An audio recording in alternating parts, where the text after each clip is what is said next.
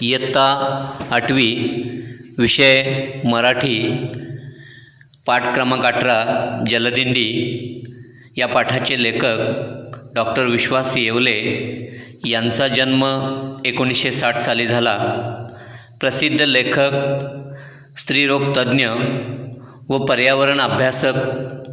त्यांची नावाडी योगार्थी, उवाच, सूर्यनमस्कार, the big mother, थोरली आई, मैत्री करू नद्याशी इत्यादी पुस्तके प्रसिद्ध आहेत.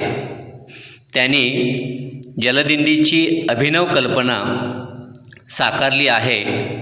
नद्यांच्या जलप्रवाहाच्या प्रदूषणाबाबत समाजात जागृती करण्याचं काम त्यांनी केले आहे. जलदिंडीची गोष्ट या पुस्तकरूपाने हाच प्रवाह रसाळ भाषेत लेखकाने आपल्यासमोर मांडला आहे.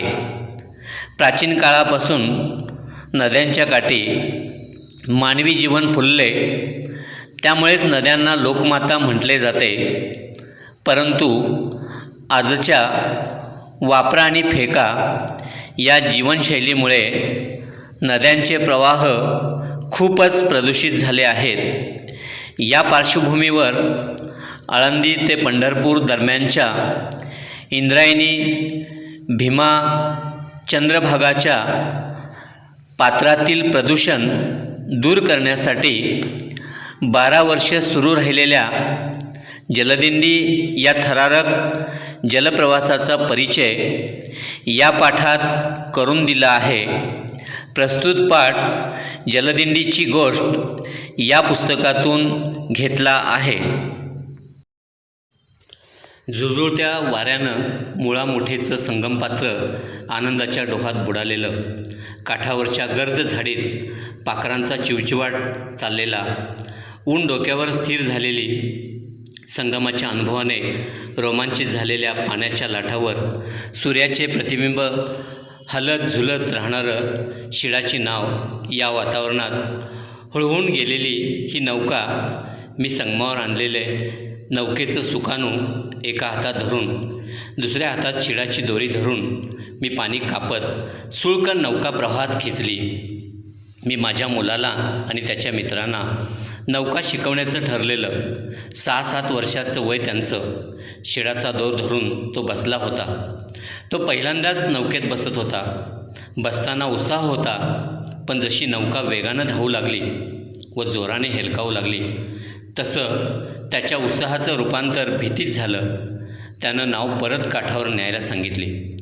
त्याला धीर दिला की जरी नाव उलटली तरी तुला पोहता येतं, मग काय काळजी. आणि मी तशीच नौका चालवत ठेवली. तरी त्याच्या रडक्या आवाजात विनवण्या चालूच होत्या.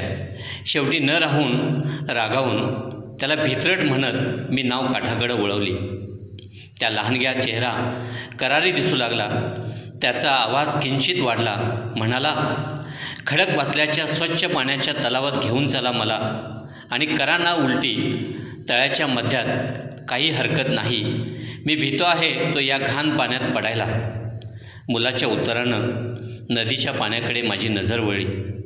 नाव चालवताना वर ढगावर पसरलेली सूर्याची लाली बघणारी नजर पाण्यावर पडलेला कचरा व घाण बघू लागली. लक्षात आलं की या पिढीनं पर्यावरणाचा केवढा ऱ्हास बघितला आहे. जे पाणी प्यायला जायचं ते करंगळीनेही स्पर्श नाही, इतकं दूषित झालं होतं. कुठला वारसा ठेवणार आहोत आम्ही. आजपर्यंत नदीच्या पाण्याच्या प्रदूषणाचं गांभीर्य माझ्या लक्षात आलं नव्हतं. पाण्याचा रंग, त्यावर तरंगत असलेल्या प्लॅस्टिकच्या पिशव्या, अमर्याद वाढलेली जलपर्णी, घाणीमुळे काळे पडलेले खडक व दलदल झालेली काठावरली माती. एक नकोसा उग्र दर्पही होता नदीला.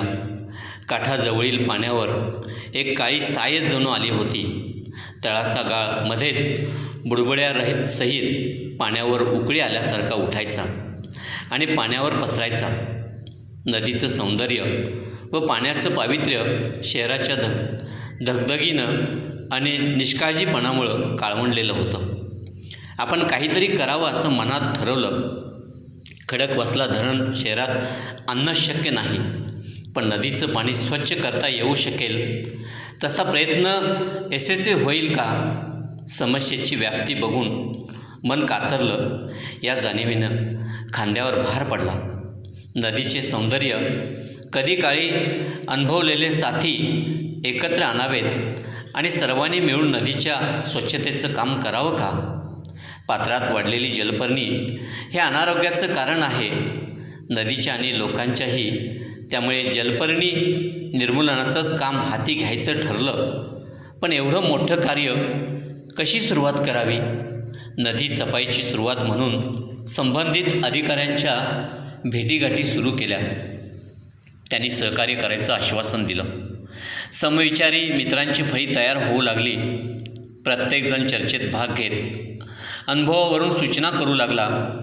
मग काही दिवसात लक्षात आलं की आमच्या चर्चा जास्त आणि प्रत्यक्षात सफाईचं काम मात्र नगण्य झालेलं. तात्काळ चापट बसून जाग आली. आता मात्र स्वतः जमेल तेवढी कामात सुरुवात करावी. धक्क्याजवळच्या झाडीच्या जाळीत अनेक प्लॅस्टिकच्या पिशव्या आणि कचरा अडकलेला होता. तो काढावा असं ठरवलं. मनात काहीतरी केलं पाहिजे या उत्साहाचं वादळ होतं, पण प्रत्यक्षात एक पानही हलत नव्हतं. काही न करता हातावर हात ठेवून मी तसाच बसून राहिलो. मग आईचे शब्द आठवले. हातावर हात धरून बसण्याऐवजी, दुसऱ्यांच्या हाताने काम करून घेण्याऐवजी स्वतःचेच हात वापर की कचरा काढायला. मग मी उत्साहाच्या भराभर शेजारच्या झाडीत अडकलेलं प्लॅस्टिक काढू लागलो. ही कृती अन्य सहकाऱ्यांच्या लगेच खेचून घेऊन आली. जे काम तोंडी समजावून सांगून 8-10 दिवस हलत नव्हतं ते 8-10 मिनिटात पार पडलं सुद्धा. आता जमेल तेवढं आणि जमेल तेव्हा स्वच्छतेचं अभियान चालवायचं होतं. नदीचं प्रदूषण अनेक प्रकारचं होतं. मैला पाणी, रसायन, तरंगत बुडत असलेल्या टाकाऊ वस्तू, गाडीच्या चाकापासून ते चपलापर्यंत वापरा आणि फेका या संस्कृतीला धरून जे काही आज मी वापरत होतो ते सर्व दिसत होतं या नदीपात्रात. या प्रदूषणाची अग्रणी म्हणून जलपर्णी बेबंद वाढली होती. नदीचा काठच काय तो तिला रोखत होता आणि तिच्यावर ढासांची बेसुमार पैदास झाली होती. दिवसभर काम करून डोळ्यासमोरची जलपर्णी आणि तरंगता कचरा सर्वांनी काढला. कचऱ्याला हात न लावू इच्छिणारे दुसऱ्यांना बघून आपोआप घृणा विसरले. दिवसभर उन्हात राबून, वल्लवून, वाकून, कचरा उपसून कष्ट बरेच झाले होते, पण थकवा जाणवत नव्हता. स्वच्छ झालेला नदीचा भाग बघत समाधानात सर्वजण संध्याकाळी आपापल्या घरी गेले. मी दुसऱ्या दिवशी नदीवर जायला निघालो. डोळ्यासमोर कालचं नदीचं स्वच्छ झालेलं रूप होतं. सुंदर काठ आणि स्वच्छ केलेल्या नदीचं जलपर्णी आणि कचरा विरहित पात्र. पण काठावरून बघतो तर नदीपात्र परत कचऱ्यानं व पाल्यानं भरलेलं होतं. सर्व श्रम वाया गेले होते. आम्ही आदल्या दिवशी साफ केलेल्या जागी प्रवाहाबरोबर परत कचरा वाहत आला होता. कालच्या कामाचा थकवा आता मात्र लगेचच जाणवू लागला. रात्री अंथरुणावर पडल्या माझ्या मनात विचार आला. वाडी, गावापासून कसबा, नगर व आज महानगर ही वाढ होताना आधीच जर नदीकाठचा विशिष्ट रुंदीचा पट्टा फक्त वनराईसाठी राखला असता तर सांडपाणी शुद्ध होत नदीत गेलं असतं. ते पाणी झाडासाठी खतपाणी झालं असतं. झाडंही फोफावली असती व नदीपात्रातून येत शहरात पसरत येणारी हवाही शुद्ध राहिली असती. भूतकाळात केलेल्या कामामुळे हा वर्तमान आहे. मी व्यक्तिशः व माझ्या आधीच्या पिढ्यांनी केलेल्या कामामुळे आज मी इथे आहे. भोगा आता गतकर्माची फळं. दुसऱ्या दिवशी जलपर्णी काढण्याचं काम पुन्हा सुरू झालं. आधी रविवारी होणारं काम हळूहळू दररोज होऊ लागलं. बहुधा ती जीवनशैलीच बनली आमची. काही वेळेस यश मिळायचं, पण नदीचं स्वच्छ रूप हे ध्येय आहे. हे लक्षात ठेवून काम चालू राहिलं.